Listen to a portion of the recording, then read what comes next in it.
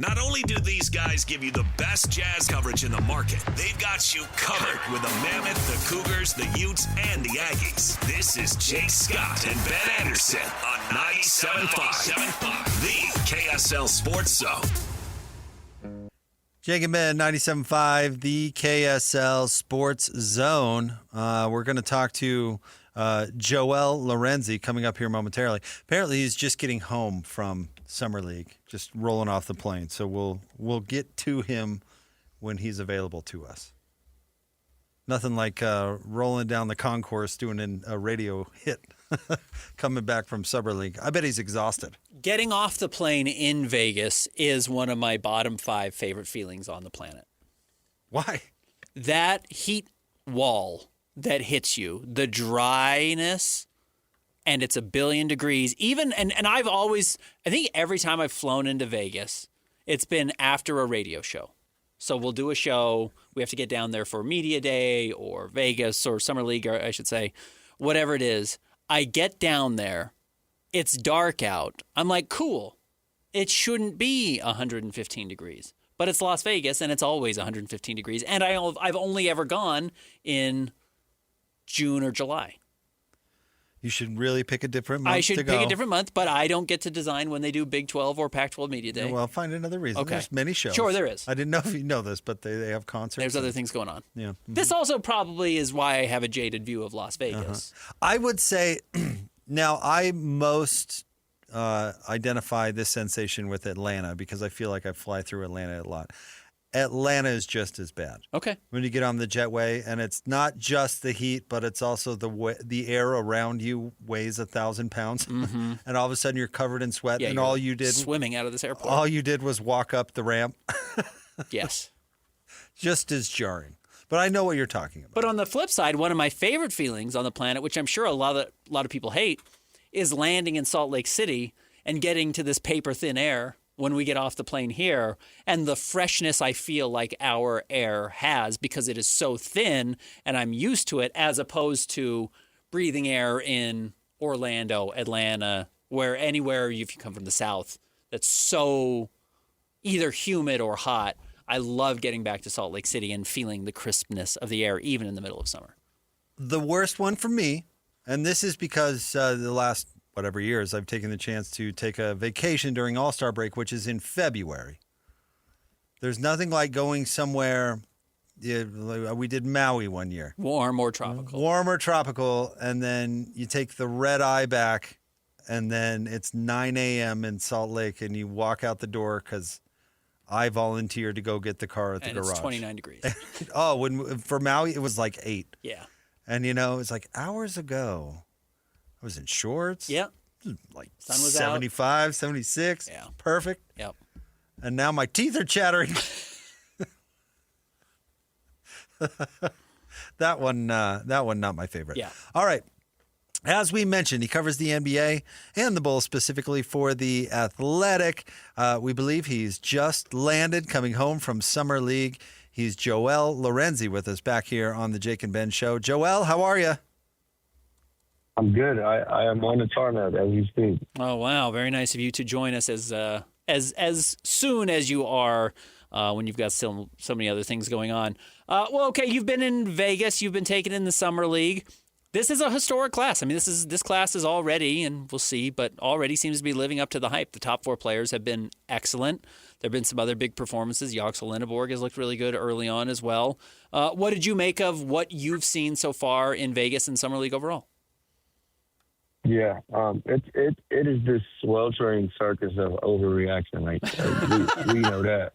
But I will say, any overreaction for these top 4 guys feels warranted, man. I'm hearing whispers in the gym. Obviously, I was at every Bulls game in person because I'm covering Caleb Wilson closely, and I'm hearing whispers throughout the gym, maybe he should have went number 1, and then on another night, it's maybe Darryn Peterson should have went over AJ Dybantsa, and then AJ Dybantsa, to me, outplays Darryn Peterson when they face off, and he gets to the free throw line 10 times or whatever, and people are like, okay, maybe AJ Dybantsa was justified in going number 1. It's just this constant shift, and it's been fun to follow, man. I mean, I think the consensus is that all 4 of these guys are going to change the game for their franchises.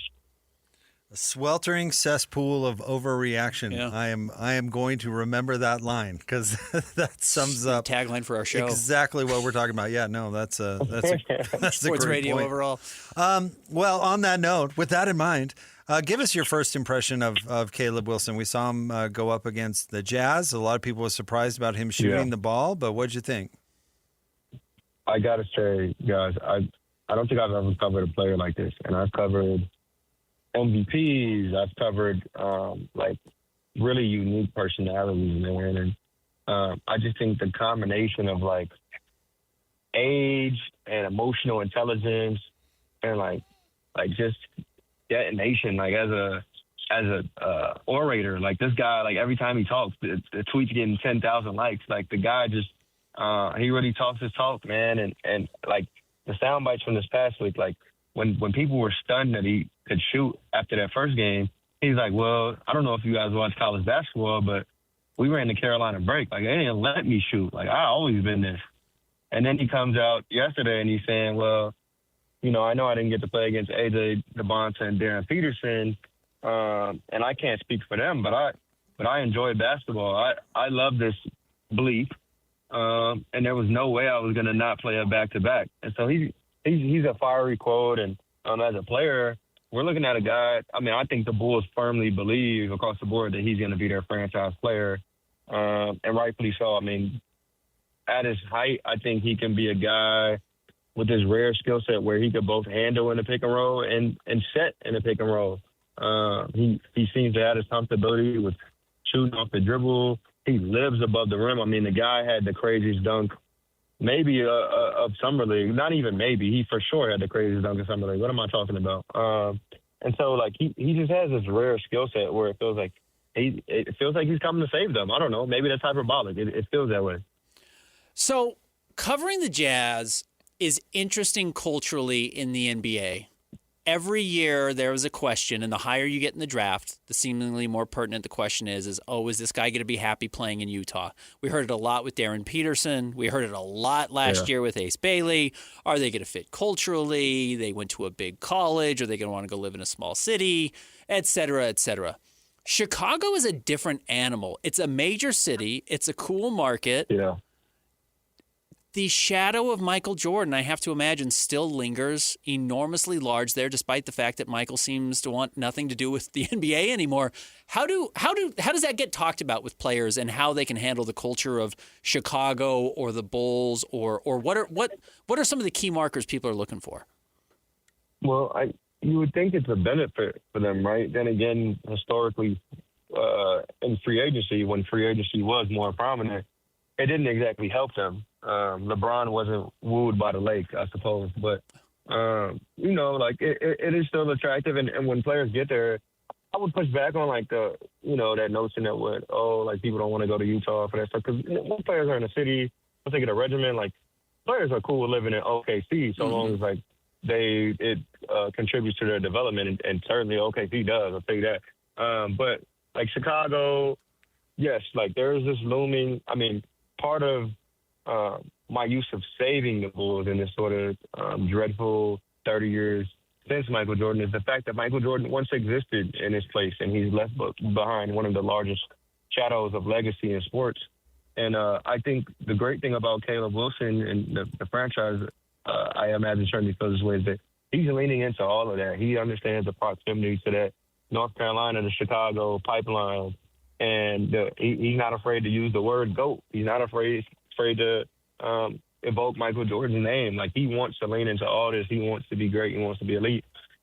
So I think while it is a component, it's one he certainly leaned into. I've covered a few summer leagues, and I always thought the most fun part was that the entire NBA world was in one place, and there was always buzz about something, rumors going around or people talking about, whatever the topic of the day. So I'm curious, what was the buzz like this year at Summer League, and what were people talking about? If I have to hear about LeBron anymore, frankly, I think I'm going to cut off my ears. So I've stopped following that storyline. But I think people generally are talking about how these top four guys are going to shape the league. I think people are talking about the sort of new balance of power in the East because the East is pretty much got loaded overnight. And yeah, like the top four was really like the thing I heard the most. I mean, obviously I'm in the gym most frequently with Caleb Wilson, so I think the way those guys look, like I remember talking to somebody about AJ Dybantsa after that night. He played Darryn Peterson, and the conversation I had with him was like, if the guy is gonna get to the line as frequently as he did then, like the guy is gonna be a top 50 player maybe in the next 3 years. And that's nothing of like, well, I don't even think Caleb Wilson had played by then. And so like these guys are clearly gonna shift. It feels like the dynamic of power. Utah's expected to be good next year. Mm-hmm. And a lot of that is because of Darryn Peterson. Darryn Peterson is this great prospect. He's, equally good on the ball as he is off the ball. I mean, I thought some of the criticism in the offseason and pre-draft is like overblown. I mean, we're talking about the guy and his relationship with Korea team, man. Like if you describe the sort of archetype he had entering pre-draft, this 6'5", 6'6" guard who can play on and off the ball, throw lobs, you can keep the ball in his hands the entire game if you want to. But by the way, at Kansas, because of his weird situation, they started using him off the ball, and that's become a huge feature of his game. If you describe that guy to anybody in the past however many drafts, that guy probably goes number one. And yet, man, people overthink this stuff, man. I think the thoughts flew out of the window of the building of Thomas and Mack this past week. That was my takeaway. I think people in the West are still looking at Wemby, obviously, and he hasn't gotten close to his prime, and it looks like he's going to have a real chance to dominate this side of the NBA for the foreseeable future. Because the Knicks just won, because Boston suddenly doesn't seem to have a competent or working front office, how's the East being viewed right now? There was the decade where LeBron dominated and went to the finals every year, and it was just kind of a wasteland around him. I've got to imagine there's a lot of excited front offices, coaches, players in the East that this is winnable. You can go out there and make some noise in the East now, and it actually matters. Absolutely. I think people are waiting to see, and I think it's unlikely, but people are waiting to see if LeBron goes to Philly, right? Because I think assuming that happens, because they got better once they got Jaylen Brown. I want to be on the record saying that, but assuming that happens, like they're tier one of the East, which is like a different ball game. And if he does go to Cleveland, like I don't think Cleveland enters tier one, but they're certainly more serious than they were last year, right? So that's another juggernaut. And Philly without LeBron is really good. Boston, I know it's not sexy what they did. A lot of people will say that they're on the losing end of that deal. I don't disagree. But I do still think they're going to be good and in the mix. Maybe not tier one. I don't think they've been tier one since that finals run. But they are still very much a threat. Washington is expected to be a serious team. And I don't know how they're going to figure this thing out with, obviously you draft AJ Dybantsa to put him on the ball, to give him the ball, and they're saying they're going to put Trae Young off the ball. I'll wait and see the viability of that. But, regardless, they have pieces to be in the mix. I can name you 5, 6, 7 teams right now. Toronto, we'll see what happens with Kawhi, man. That is something I definitely don't want to touch. But, if they are able to complete this transaction, they are immediately serious. There's a number. This is as good as the East has been, in theory, in a long time, frankly. Maybe since LeBron ran the table. It's been a long time. I can't even think of the last time, frankly. The East is good. How do you think Walker Kessler fits with the Lakers? Yeah, I think what you're seeing, because they've got a weird team, man, and I don't know that the potential of adding Jonathan Kuminga really moves me personally, but I do think they've sort of once they knew LeBron was not going to be part of the future plans, I think they decided that they need to build a team that sort of historically adheres more to the Luka Doncic template, like what Luka Doncic has been successful with, right? Because you give Luka the pieces, and he will make it happen. He is such a ceiling raiser and floor raiser, man.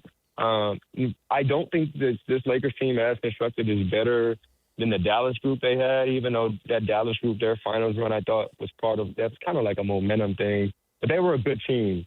I don't think this Lakers team is better. That said, Walker Kessler gives him one of the better defensive centers he's played with.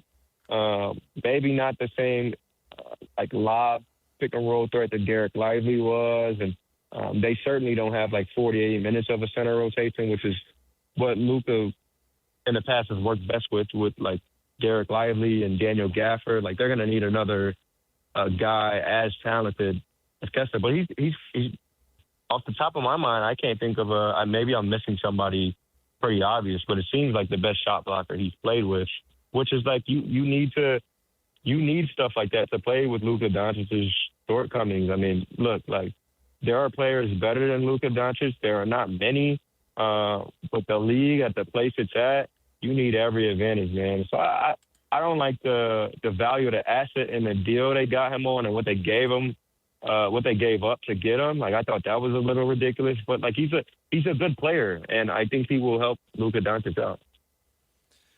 Joel, you're so nice to join us on the tarmac, man, above and beyond. We really appreciate it. Thank you for coming on, as always, and we're going to bug you again soon, so we appreciate it. Bug me whenever. I appreciate you guys. There you go. That's Joel Lorenzi joining us from The Athletic, covers the NBA, and then specifically the Bulls. Very good stuff, as always, from Joel. You know, you and I have, obviously, because of our jobs, and just it is one of the things you and I like a little bit more about sports than maybe everybody, or than some people even in this job. But team building is really interesting to us. Both of us really like the team building aspect of it, and it's this funny thing with Luka. You can't afford to waste him by not having an archetype like Walker Kessler behind him. So as a result, you're almost forced to overpay for that archetype. But that doesn't necessarily mean that he's worth whatever you pay for him. You understand what I'm saying? I know exactly what you're saying. You have to have Derek Lively. Well, did you need to draft Derek Lively 10th overall to have him? Yeah, I know exactly what you're saying. I will add to this, and Joel alluded to this a little bit when evaluating Walker Kessler's game. He's not necessarily the fit for Luka historically, because he's not a roller, or he has not been. He has not been with the Jazz. That has not been. Derek Lively, and Joel said it, was really good at rolling to the hoop and catching lobs.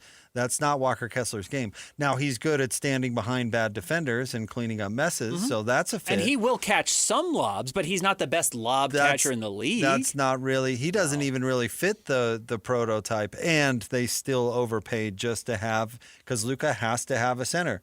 And DeAndre Ayton was not that center. And we've seen this reverse engineered as well, and teams overpay in a sense, though I don't think it was a terrible trade. But the Timberwolves got Rudy Gobert and realized we need somebody who can throw him a lob, so we got to go get Mike Conley. Mm-hmm. I mean, it was the exact inverse of what the Lakers have to do is we have to go get a lob threat for Luka. The Timberwolves said we have to get somebody to throw lobs to Rudy, otherwise Rudy is worthless offensively. So you end up overpaying for these guys who fit this specific role. Now, it does open up other aspects of these players, but you're trying to put Band-Aids on flaws that you have elsewhere. All right, stay tuned. More next. 97.5, the KSL Sports Zone.